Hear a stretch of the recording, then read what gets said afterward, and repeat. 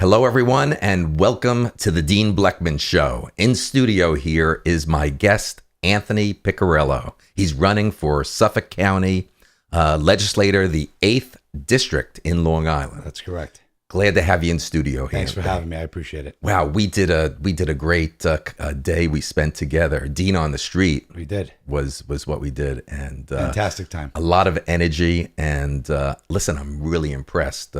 I Impressed appreciate with that. you, and wish you were running here in my district. I appreciate that. You're a high energy, bright young man, and very passionate. Well, we'll have to get the And, candidate running for legislator up here in your studio. I'm sure he'd love to do it. Very, very impressive. So for you to come in studio here on a Sunday, you got to be pretty important. And Thank you. very impressed. Very different from your campaign red shirt. That's right. To be coming in here looking good in a jacket and tie. Thank you. Really, really sharp. Hey, listen, before we get into our discussion, what do you think of what's going on in New York sports lately? Doesn't look so good right now, but Jets are surprising a lot of people. I'm a Giant fan. I don't have any real, here or there about the Jets. My brother's a huge Jet fan, so I'm happy for him. My Giants are 0-5. Very disappointed. It looks like they've packed it up already. The Yankees have been down 0-2 before, so maybe they can come back when they're at home, get a little momentum. Maybe they won't win, go to the World Series, which would be nice. And then get ready for basketball and see what happens. Wow.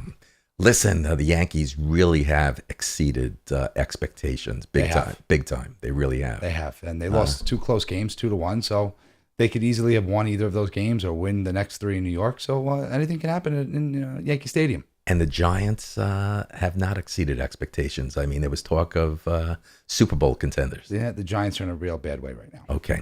Listen, let's talk about you a little bit. Listen, had a great time with you. Really walking around Likewise. your community and knocking on doors, eating some carbs, having some pizza, met some great people at Joe's. Just a super Ralph Ice's. That's right. Just a super time. Why don't we just cover a little bit about your district, what it comprises of, where you grew up, and just talk a little bit about the district that you're in. Sure. That you're in. So the 8th Legislative District is comprised of Bayport, Blue Point, Sayville, West Sayville, Oakdale, Bohemia, Holbrook, Hotesville, a little piece of Lake Ronkonkoma, and actually a little piece of Patchogue, which falls in the Blue Point area. So I grew up in Holbrook, which is a town in the 8th Legislative District. I went to Sachem High School. I am a 3rd-generation Sachem High School graduate. My great uncle graduated in '66. My parents graduated in '79, and I graduated in 2001. So I've been in the Sachem community for over 30 years. Wow, amazing. What is? I know I covered this with you during the week, but the Suffolk County Legislator, if you don't mind, again, Right. What it comprises So of? there's 18 legislators made up of North Shore, South Shore. In the middle, a lot of the districts are cut in. And they are each about the same size as far as election districts are concerned, 50 plus districts in each legislative district. And, they all have their different dichotomy, but it's more of the same nonetheless. Hey, listen, how's the campaign going? Campaign's doing fantastic. We have a lot of momentum right now. We've hit a lot of doors. We've made a ton of phone calls. We've done a lot of meet and greets. And I feel like we are right there with my opponent. I think it's going to be a very interesting November 7th. Wow. You know how difficult it was? My breathing, just keeping up with you, going door to door. I mean, you seem like someone that before election day comes, I've got this feeling that Anthony Piccirillo will have knocked on every single constituent resident in your area. I've got that feeling you're going to do that. Okay. That's what we're trying to do. Hit as many doors and talk to as many people as possible and let them, and let them know how bad financially Suffolk County shape is in. Now you look very slim, very slim. Well, that's what happens when you walk every I was single day. I was gonna say there's campaigning and knocking on every door. Is That's right. that part of? So it depends. During the week, I try not to go out during the day because nobody's home, obviously. But I usually go out about 3:00, and then we walk until the sun goes down. Wow. Almost every single day, unless we have a meet the candidates or another forum that we have to get to. But usually every day from 3 to sundown, we're out walking, knocking on doors. Beautiful, beautiful. So listen, what issues are most on voters' minds today? Okay, so from knocking on doors and phone calls, cost of living is always number one, taxes and cost of living. Number two is drugs. And number three is gangs, which is related to drugs. So those are the top three issues that everybody that I speak to tells me about. Wow. So let's talk about taxes, the high cost of living in Suffolk County, Sure. Long Island. Well, let's just start back. About 10 years ago, we had a budget surplus of $165 million. Fast forward to today, we're about $140 million in the hole. Actually, the Budget Review Office just came out that we have $150 million structural deficit in the 2018 budget, which is mind-blowing if you're a taxpayer in Suffolk County. So this is a direct result of fiscal mismanagement from the current administration to my opponent and to the rest of the democratically controlled majority in the Suffolk County Legislature. They are out of touch and tone deaf to the needs and concerns of their constituents. And it's a serious problem, and people are waking up to this. I mean, if this election that just passed, the presidential election, has taught us anything, people are sick and tired of politics as usual. They don't want to be talked to. They want to be listened to. And that's what I'm doing, going door to door and talking to everyone, is listening to them and their concerns and not just talking at them. Anthony, listen, it's been at least 25 years now that I've been hearing, whether it be residents or even businesses and companies, have been dramatically moving off of Long Island. Correct. And even specifically Suffolk County. Correct. I mean, that's got to stop. So there's a mass exodus. And why do we have a mass exodus? Why can't we have people staying here, buying houses, raising families, because they can't afford to live here? So they're moving to North Carolina, South Carolina, Georgia, Florida. And this is all about economics. And what they don't understand in the Suffolk County Legislature is price is going up and quality is going down. And this is a direct result of government intervention into the economy. And if we don't realize that, and we don't take a step back and say that we can't spend more than we take in, that we can't expect people to pay higher costs when their wages are flatlined or declining. This is a serious problem, but it's never discussed on the local level. And that's something that I will really take into consideration when I win this election November 7th. Hey, listen, first of all, why are you running? Why are you doing? You've got your day job. Yeah, well, you got a good life. You're a terrific guy. I appreciate that. Why do you want to run? Because Suffolk County is in the worst fiscal condition it's ever been in its entire history. Secondly, we lead New York State in overdose deaths from heroin and opioids. That's total irresponsible government. And third, we have a campaign finance system in Suffolk County that's totally broken.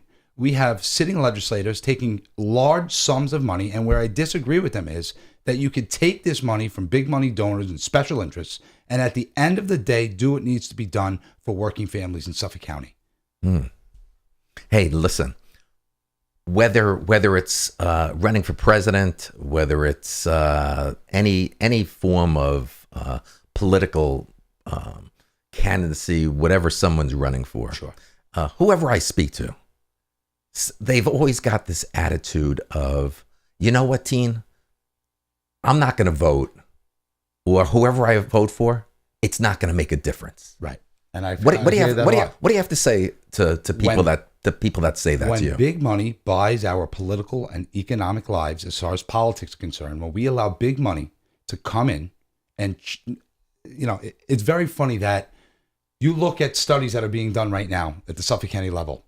$150,000 for a guardrail study. This isn't building it. This is just a study. $250,000 for a sidewalk study. $500,000 for a cement building for the plans to increase the cement building. Campaign contributions from the people doing these studies. $25,000 for the guardrail study. $35,000 for the sidewalk study. $50,000 for the cement building. Do you see a problem with this? Yeah.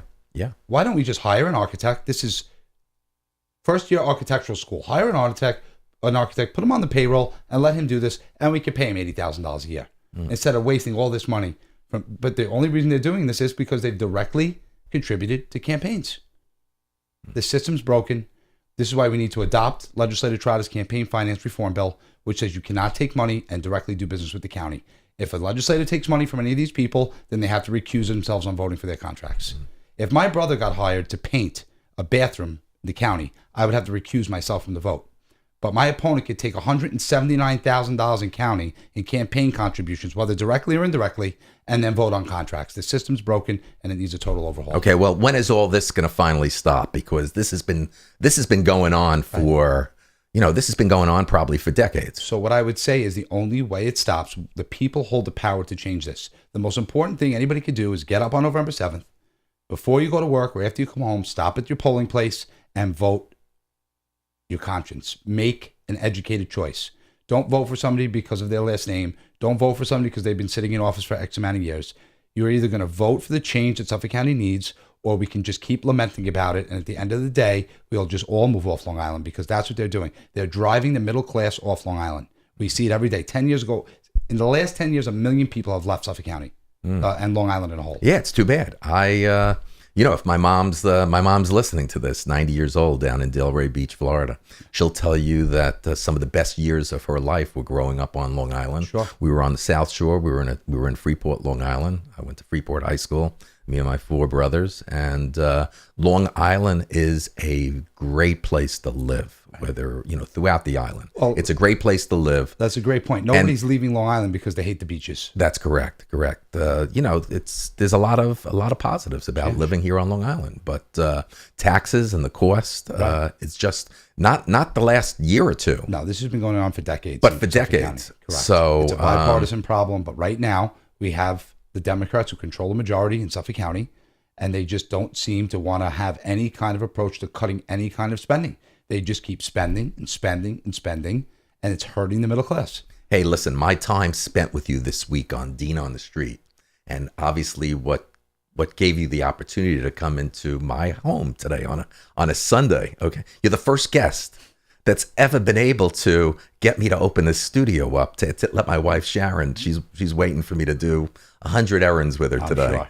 That she liked you so much, and so did I. I appreciate that we that. opened up our home today to come in studio. You're a real special guy, and your passion and your energy and what you want to accomplish for your community that you grew up in, and for all the constituents and residents. Okay, what's unique about you is you're not part of that old system, that political system. I'm very proud, and I will say it here because I haven't said it in public yet, that I have not taken $1 from any special interest group or PAC money in Suffolk County for the totality of my campaign, and I refuse to have the whiff of impropriety in my campaign, and I won't allow it.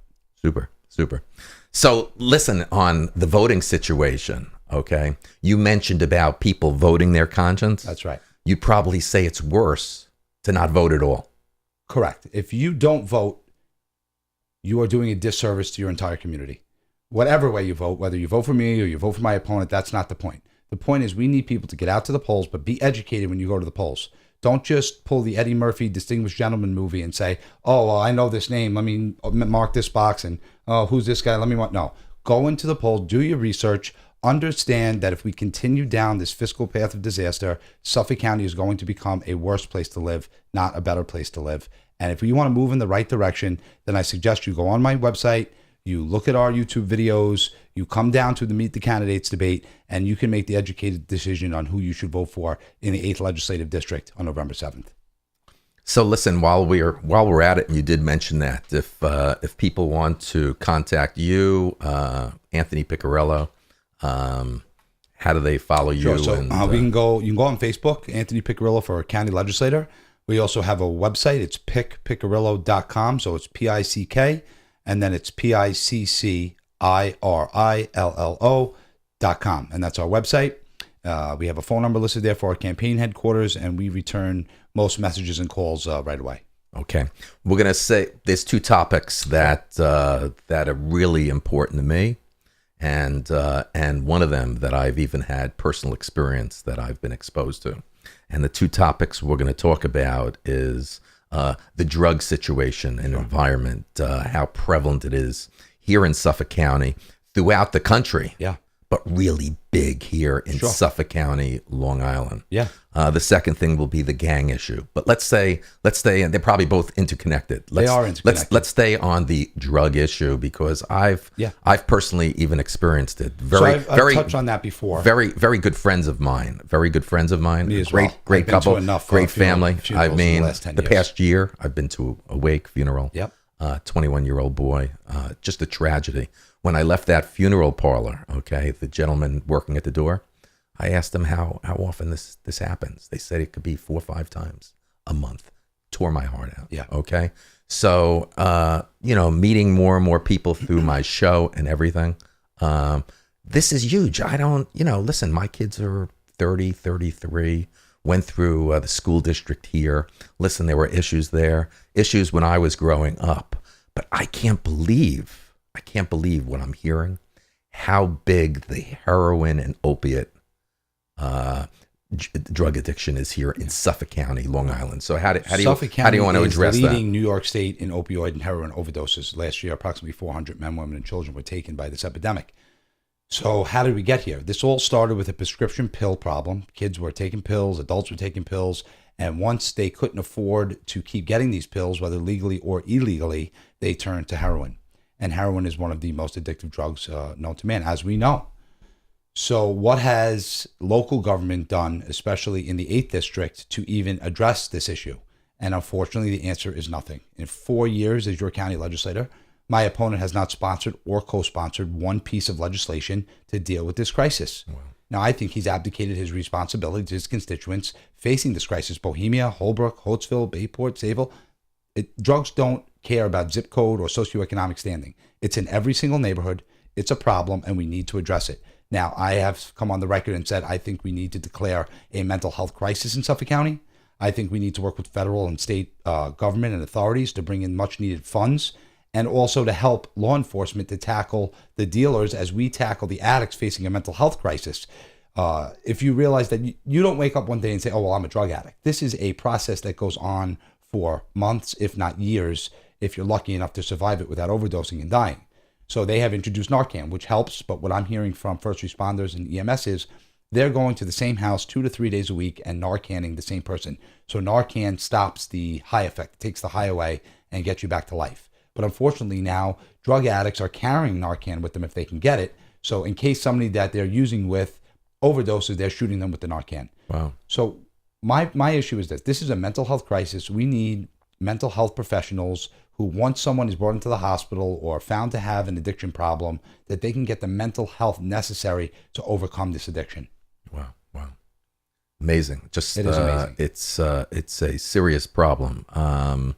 Let's move on to, obviously, it's been not just here in Suffolk County, right, but it's been national news, the gang situation here in Suffolk County. So we sat in a subcommittee hearing of Peter King on Homeland Security. It was in Central Islip. And there was a program by the federal government to drop in 5,000 illegal immigrants into Brentwood and Central Islip. So the question was, how many of these people committed crimes? And it was over 35% violent crimes. So here we are with the federal government displacing people into our communities that don't speak the language, have no family, have no means of providing for themselves. And now what do? They turn to the gangs. Becomes their family. This becomes their inner circle. And this has just perpetrated the violence onto our citizens. And how do they make their money? By selling drugs, namely heroin. So this is all interconnected. And this is why we need a top-down approach to tackle this problem. And if we don't, it's just going to keep getting worse. Those overdose numbers that led to deaths are only looking to increase this year. We have a serious gang problem. And I tell you the truth, I don't know if you followed Suffolk County politics back a few years ago when the Jim Burke thing had broke, but he was the one who pulled members of the DEA and Drug and Gang Task Force out of Suffolk County. And as he was pulling them out, this is when the drugs and the gangs were exploding into our communities. And the county legislature and my opponent didn't have one press conference or one committee meeting to address it. Again, they've abdicated the responsibility of safety to their constituents. Wow. That's tough to accomplish. That's really tough. Okay, so let's pull it all together. Sure. I want people to know, when you decide to sit in this seat, and whether it be Dean on the street or coming in here in studio, what's unique and what I said about my show is that's going to be different from mainstream, is there's going to be no planning and script and going by the book and doing this as a commercial. I mean, this young man, to come in studio here, there's no setup with questions or this is all raw, unedited, and inspiring, informative, and just basically not your typical interview, That's right. but a conversation with Dean. Sure. And it's been really unbelievable this past week. I've learned so much from you, and I think when you win on November 7th, I think you're gonna really. I really appreciate that. You're gonna really make a difference to your district. Yeah. And who knows? I got a feeling that maybe a senator of New York and maybe governor, maybe in the future for you. But I guess we'll see take about the future. we'll take one day at a time. But I'm gonna do something with you now that is, if I go back to my business and work days, what people that came to work for me back in those days. Right. Okay. It's easy for people to talk the talk. Okay. So Anthony Piccirillo, he wins on November 7th. Okay. And I feel it. I feel it from you. That whole day I spent with you in Holbrook, walking around your community, all the people, all the doors we knocked on. You got me. I feel it. I've got the vibe. Okay. Okay. Now, is it fair to throw out here right now? Tell everybody, whether you want to look at 60 days, you want to look at 90 days, you want to look at 120 days, you want to look at a year, okay? Give something that if you win, give something that you feel that you're going to accomplish in a certain one or two things, that you really feel confident. Right. You will. It's not going to be something that we've heard again from a politician. Sure. That he's going to make promises and not deliver. Right. Okay. So tell me something. Tell everybody something that on November 7th, what in a time frame, what are one or two things you can make a promise on? So the only concrete promise I'll give you is that I will be a full-time legislator. I think Suffolk County has full-time problems. It demands a full-time legislator, and right now you're getting a part-time legislator. And with all the problems that we have, that's unacceptable, in my opinion. Second, if the Republicans take the majority, I would like to see the campaign finance reform bill passed. I think it returns the public trust into good government. It gets money out of politics, and it lets us as legislators take the whiff of impropriety out of public service. Going forward, I would like to see government spending cut immediately. I think there are millions of dollars in fraud, waste, and abuse in all levels of Suffolk County. Blaming the bottom 1,100 people in the workforce that are making $35,000 a year and saying that they're the problem is totally irresponsible. When we have a county executive hiring people for $140,000 to post on Facebook all day, the cuts have to come from the top down. And with the Republican majority, we will make the cuts necessary to get our budget back in line. Wow. Very cool.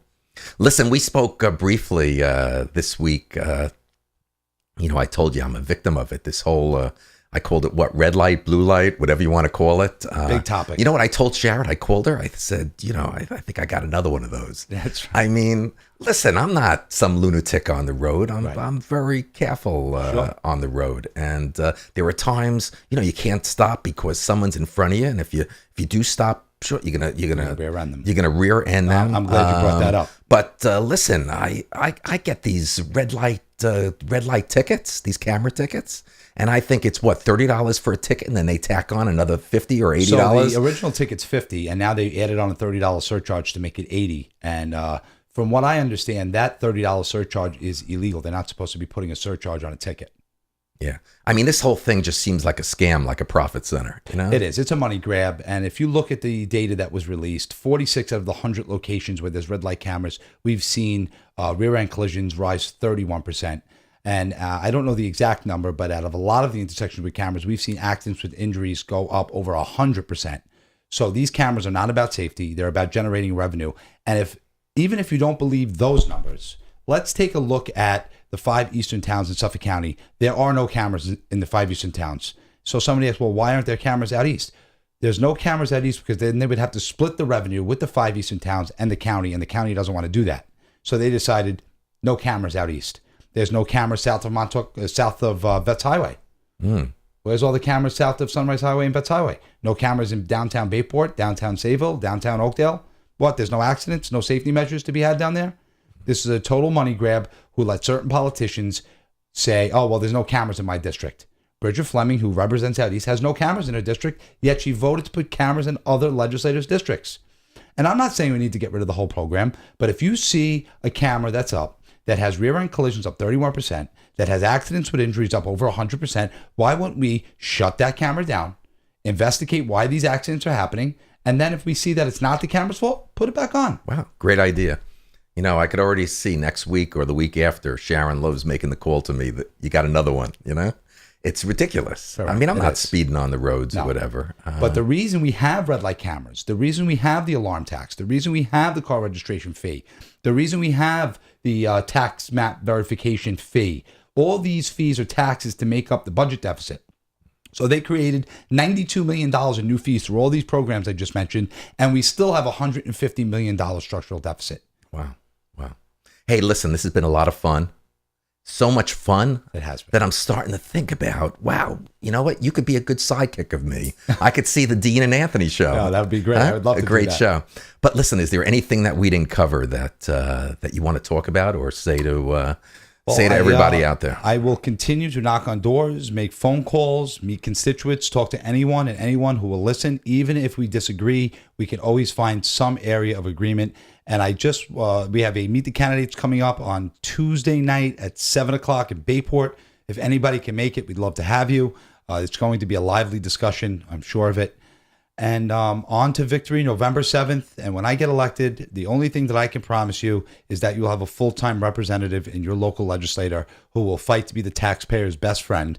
Because I believe that when the consumer has money in their pocket, they have to decide what they do with it. A bureaucrat shouldn't be deciding what to do with your hard-earned money. And that's what you're going to get on November 7th. And thank you again. Excellent. So from everybody, my guest today has been Anthony Piccirillo, running for County Legislator, 8th Legislative District. That's right. Boy, I'm really getting it right now. You got it now. Huh? I'm Thank really you getting very it much. right. But we've had a lot of fun today. And Thanks once again, again, everyone. I hope everybody sees how great it is to come in here in studio. It's fantastic. And anyone that wants to do this, that's got a story to tell, an experience, anything, whether you're an author, you're a writer, you got a great story, a business, whatever, and you want to come in studio here, all you got to do is write Dean at deanblechman.com. And obviously, Anthony's shows, all my past shows, all on the show's Facebook, YouTube channel, and Anthony Piccirillo. I want to really wish you Thank you, Dean. I appreciate that. a big win on November 7th. Okay. Thank you very much. More importantly, you've become a new dear friend of mine. Oh, thank you. And you're a solid Feelings guy. mutual. You're Thank you very always much. you're always welcome at my house, in Thank studio, on the street. You know, just contact can't me wait to do it because again. you're a pleasure, and Thank I've had a lot of fun. And you're quite an inspiring and bright young man that's going to make a difference Thank you very much. in I your appreciate that. district, in your community. Thank you. So, from all of us at the Dean Blechman Show, we will see you soon. Thank you. Take care now. Bye-bye. Bye-bye now.